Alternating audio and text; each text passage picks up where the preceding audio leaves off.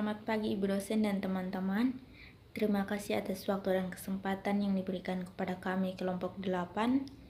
Di sini kami akan mempresentasikan hasil diskusi kami tentang pengukuran kinerja sektor publik. Waktu dan kesempatan saya berikan kepada pemateri pertama.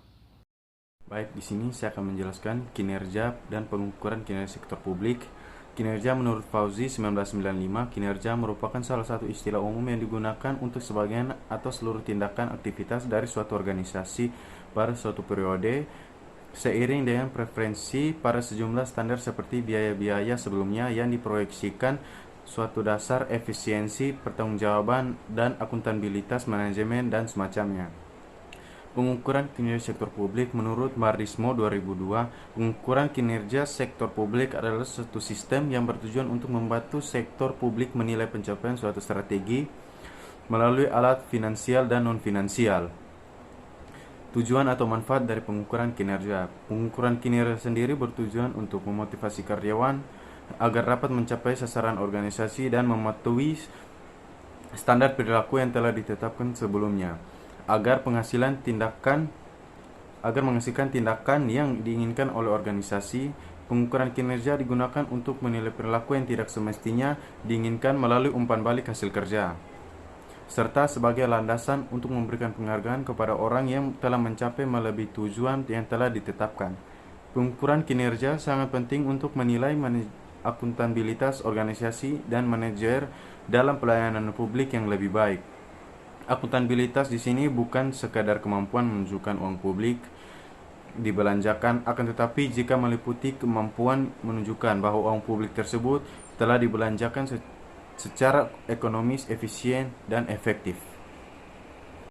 Baik, terima kasih atas waktu dan kesempatan yang diberikan kepada saya. Saya sebagai pemateri kedua atas nama Yudel Fitisira dengan NIM 19.100.131.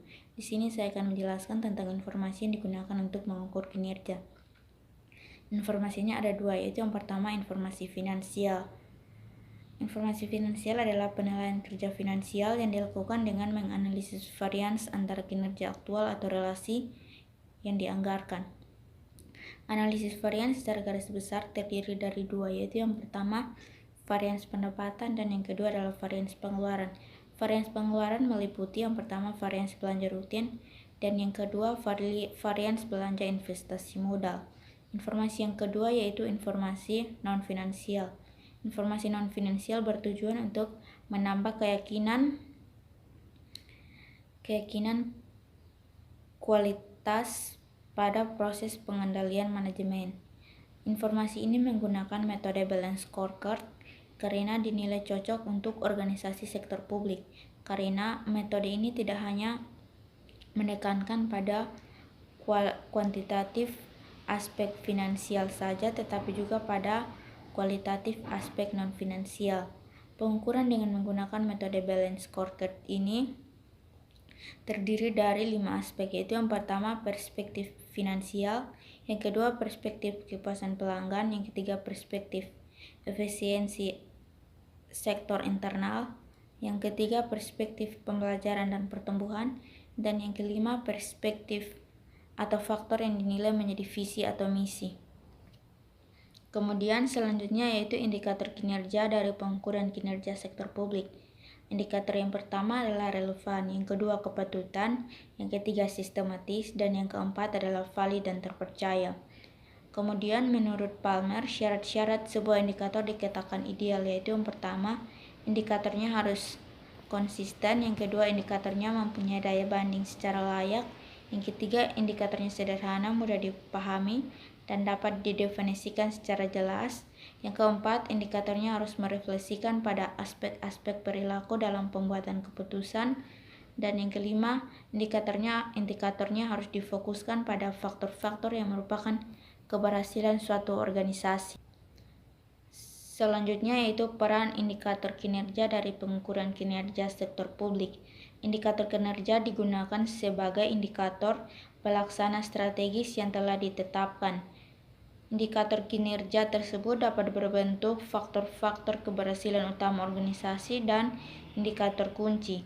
Komponen-komponen yang digunakan dalam penentuan indikator kinerja yang kinerja, yaitu yang pertama adalah indikator biaya pelayanan, yang kedua adalah penggunaan, yang ketiga adalah kualitas dan standar pelayanan, yang keempat adalah cakupan pelayanan, dan yang terakhir adalah kepuasan. Sekian dan terima kasih. Perkenalkan, nama saya Crescencia Narpan dengan NIM 19.100.003.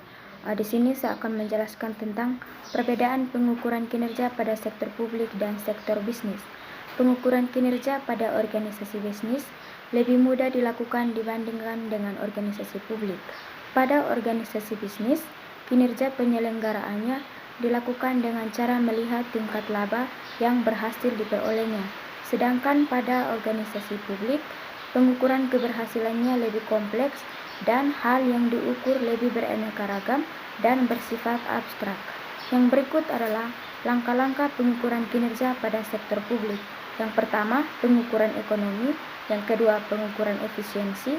Yang ketiga, pengukuran efektivitas. Yang keempat, pengukuran outcome. Yang berikut adalah kendala-kendala yang dihadapi dalam sektor publik. Yang pertama, tujuan organisasi bukanlah memaksimalkan laba. Yang kedua, bersifat output adalah kualitatif, integrable, dan indirect. Yang ketiga, berhubungan dengan kepuasan pelanggan atau masyarakat.